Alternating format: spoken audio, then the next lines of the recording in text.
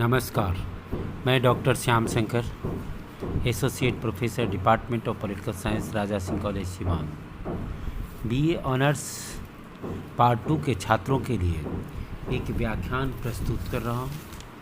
इस व्याख्यान का शीर्षक है ये ब्रिटिश शासन में महिलाओं से जुड़े कानून, women's related act passed by British government. तो हमने पिछली जो ऑनलाइन कक्षाएं थी उसमें इस बात का जिक्र किया था कि किस तरह से भारत में महिलाओं की स्थिति बुरी थी, खास करके जब राजा राम मोहन राय को इसके लिए आंदोलन चलाना पड़ा। और यह भी आंदोलन तब चलाना पड़ा जो ये सती प्रथा चली आ रही थी, यह बहुत पहले से भारत में चली आ रही थी।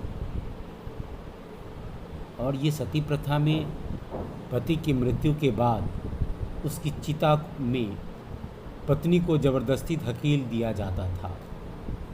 ये सुनकर आज भी हमारे रोंगटे खड़े हो जाते हैं। कितनी जंगली और अमानवीय प्रथा थी।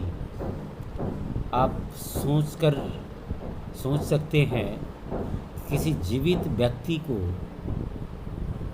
जीवित रूप में ही चिता पर जलती हुई आग पर में झोंक दिया जाए, ये कितना जंगली और अमानवीय प्रथा थी।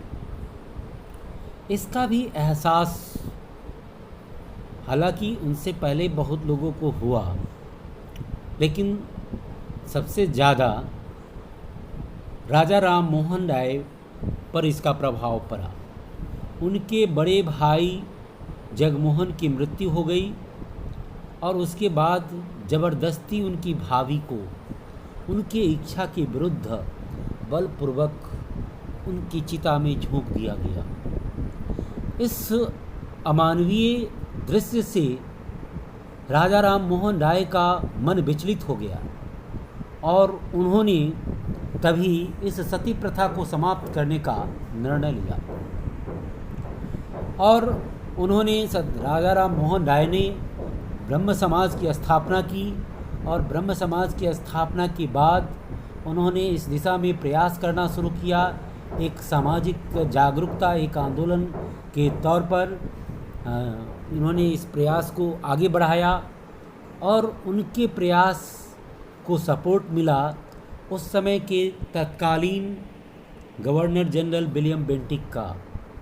और उनकी मदद से, उनके सहयोग से 1829 में ब्रिटिश गवर्नमेंट ने एक अधिनियम पारित किया, एक कानून पारित किया। और इस कानून का नाम है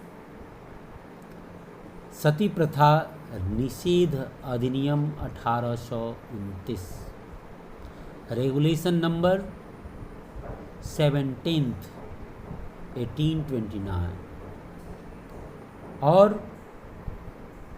कम से कम कानून के द्वारा तो इस पर रोक लगी, ये कानूनी रूप से अवैध हो गया ये सती प्रथा, जिसमें किसी जीवित स्त्री को उसके पति की चिता पर डाल दिया जाता था, झोंक दिया जाता था।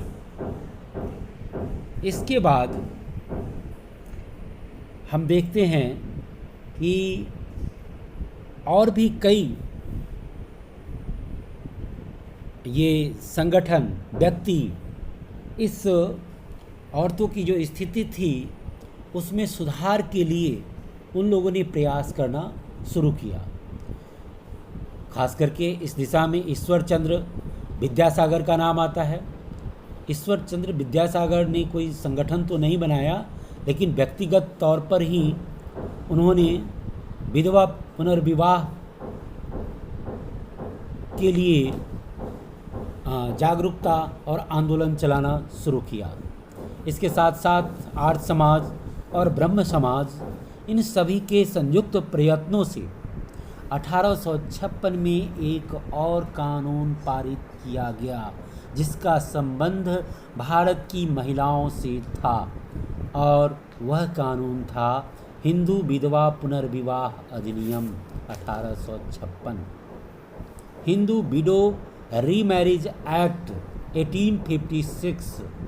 और इसके द्वारा भारत में जो विधवा महिलाएं होती थीं उनके पुनर्विवाह के लिए अधिनियम पारित किया गया। स्थिति ऐसी थी कि सती प्रथा के नाम पर पहले तो वो जला दिया जाता था, और जिन औरतों को जलाया नहीं जाता था तो उन औरतों को दूसरी शादी करने की मनाही होती थी।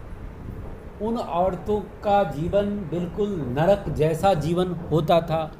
उन्हें न अच्छा वस्त्र पहनने, न अच्छे बेड पर सोने, न हंस कर के बात करने, इन सब की तरह तरह की पाबंदियां उन पर लगा दी जाती थी, जिससे कि वो जीते जी लाश बन जाती थी और एक लाश के रूप में अपना जीवन यापन करती रहती थी।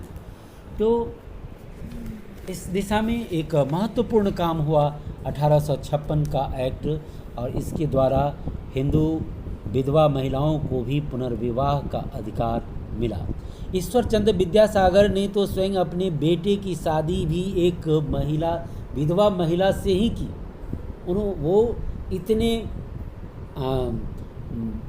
जोर से इस प्रथा का समर्थन कर रहे थे कि उन्होंने अपने पुत्र की ही शादी एक विधवा स्त्री से करा दिया और एक आदर्श समाज में स्थापित करने का प्रयास किया।